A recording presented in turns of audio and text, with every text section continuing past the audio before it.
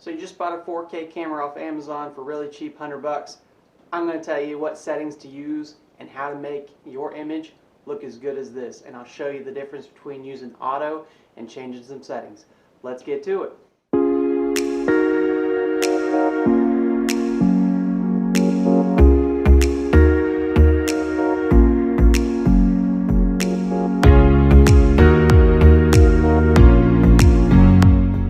Hey guys, this is Sean J here. We're going to get into some settings that you want to use on your $100, $150 camera that you just bought off Amazon. It's a 4K camera, it shoots great. We're shooting in 1080/30 right now.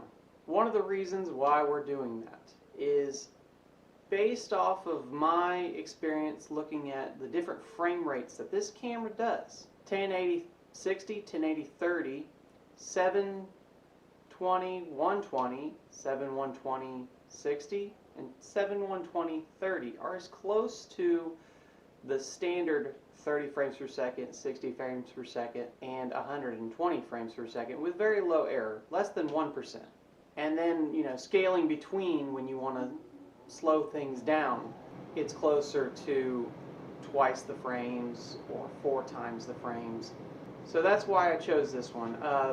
If you're just going to shoot 1 frames, say 4K 30, or you're going to do 4K 60, such as this camera has, then you really don't have to choose between the two. But if you're going to include any slow motion shots, you want to pick one that's going to be more accurate for, I'm going to put more frames in a smaller period of time, or I'm going to spread them out, and you want that to be as close to twice as much or 4 times as much as your original content. So if you're using shot that's in 30 frames per second to talk, but you're going to show some B-roll that's in 60 frames per second, you want that to be as close to twice as many frames as your 30 frames per second. So that's why I'm using this. So I'm going to show some B-roll in here, show you how to correct some of the colors. Another thing that I found is since this camera doesn't shoot as accurate as some of the other cameras do for frames per second, you're going to want to export your video in FLV format when you're done with post. If you're going to upload it directly without any edit, no problem. Who cares? The frame rate is the frame rate, and YouTube will, use that same frame rate. But if you're going to go into an editor, edit things around, and then you're going to export it, you're going to have to find a format, which I've looked at some of them. You can't go MP4 on Premiere Pro because it has the standard 29.97 frames, which is commonly referred to as 30 frames. It has 30 frames, but it doesn't have a match source. And since this is 1% off, I don't want to add that drop frame or the mixed frame to maybe ruin all my work that I just put into this video. So for this camera, you can go full auto. Let's go to that. So this is what full auto looks like. It looks great, but you don't have as much control over it. You might not be able to color correct as well as you can by controlling the settings. So there's several settings in there that you can modify to give you exactly the look you're looking for, or you're trying to not overexpose the image.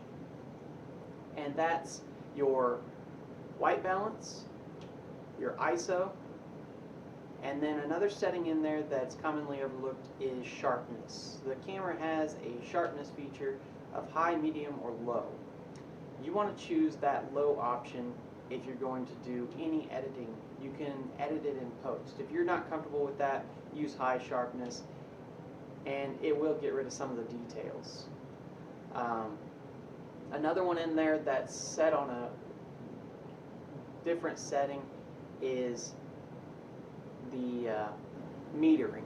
The metering is where your focus is based off the light. It's usually set on average metering, so all of this is averaged. But I like to set it on center metering. You're going to be center of the camera, your subject's center, so you're metering there, and you'll get the clearest picture of what you're trying to see.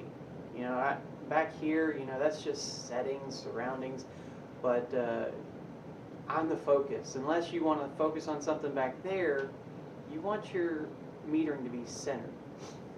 Let's go back to changing the settings to manual mode, basically. So now we're back in manual mode. So some of the settings that I'm using in this scene, I have a light pointed at me. It's a LED light. I'll put a link in the description. It's very bright. I think it's 5200 Kelvin is the brightness at full power. And I have like a little t-shirt over it. I mean, I'm waiting for Amazon to deliver some soft boxes, and then I can get, you know, roughly the same look that I'm getting. It's giving me light right here, giving me a shadow right here. I got a light back here that's giving me a little bit of light, and it's giving me more of a cinematic look from what I view on YouTube. So based off of the light in your surroundings, your ISO value is going to basically tell the sensors to up the gain on that, or to allow more light in based off of the surroundings. So ideally, to get, you know, no artifacts, the best image possible, you want to be at ISO 100, or, you know, as close to 0 as possible. I think 100 is the lowest setting on any camera. Right now we're on 800. Let me show you what ISO 100 is. This is ISO 100. Now we've underexposed the image, and you can still see some image in the back because it's more lit. From here I can expose it in post, but it's not going to look as great as if I have the correct ISO setting. I'm going to bump it up to 400. So here we're at 400 ISO. We still get a lot of the detail that's there, but it's a very dimly lit room. Ideally you want to be somewhere around 1200 or lower. This camera goes in steps of 100, 200, 400, 800, 1600, 3200. I think it goes up to 10,000 maybe, but that's if you were in a very low light area or you're trying to do some night watching, for example. Let's bump it up to 1600 since we were already viewing 800. So here we're on 800, and as you can see, I am very bright. I haven't edited this video yet, so this might be the perfect setting. It's kind of washing me out, kind of overexposing some areas, but you can always dial that down. You can, you know, bump the exposure up, but you're going to have, you know, artificial exposure. So let's go back to 800 and talk about some more settings. So now I look better. I have a little bit more cinematic, and I have more skin tone. I mean, I'm not pasty white. So some other settings you can modify in this, and like I said, if you're not comfortable modifying them, stick to full auto till you get some videos out there, but ultimately you're a creator. Be creative. Use different settings to see what you get. You're a videographer, photographer, while you're doing YouTube. It is, you know, it's inherent. It's jack of all trades basically, unless you have a team. So let's do some metering. Right now we're on center metering, and we want to try average and then the other metering. I'll let you know what that is. Alright, so now we're on average metering. On the monitor, I can see a little bit of artifacts starting to show up because it's taking the whole area into account when it's metering. And that's kind of like the focus. So let's go to spot metering, which is the other setting. it's a little bit difficult to see, but in spot metering, it looks like at this point of view, I am in focus and everything else is out of focus, which is great if you're looking for that that view. It is a risk. You could get out of focus the further you get back, like that. Let's try that same look at center metering.